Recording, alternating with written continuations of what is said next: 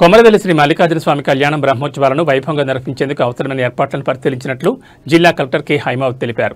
మంగళవారం జిల్లా కలెక్టర్ సంబంధిత శాఖల అధికారులతో కలిసి కొమరవెల్లి మండల కేంద్రంలో పర్యటించి కొమరవెల్లి మల్లికార్జున స్వామి వారి కళ్యాణం మరియు బ్రహ్మోత్సవాల ముందస్తు ఏర్పాట్లు, వివిధ శాశ్వత ఇంజనీరింగ్ పనులను క్షేత్రస్థాయిలో పరిశీలించారు.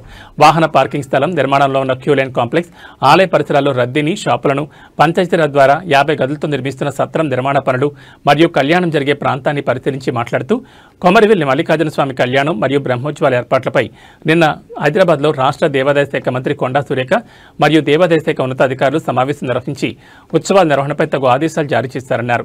స్వామివారి కళ్యాణాన్ని సంతోషంగా తిలకించేలా ఏర్పాట్లను ఇప్పటి నుండే పకడ్బందీగా చేయాలని, పార్కింగ్, రహదారుల మరమ్మతులు, రోడ్ల వెంబడి చెత్త చెదారం తొలగింపు, విద్యుత్ లైన్లు సరిచేసుకోవడం, గుడి ఆవరణతో పాటు నూతనంగా నిర్మిస్తున్న 50 గదులకు త్రాగునీరు సరఫరా, రన్నింగ్ వాటర్ సరఫరా తదితర పనులను ముందస్తుగా పూర్తి చేయాలని సంబంధిత శాఖల అధికారులను ఆదేశించారు.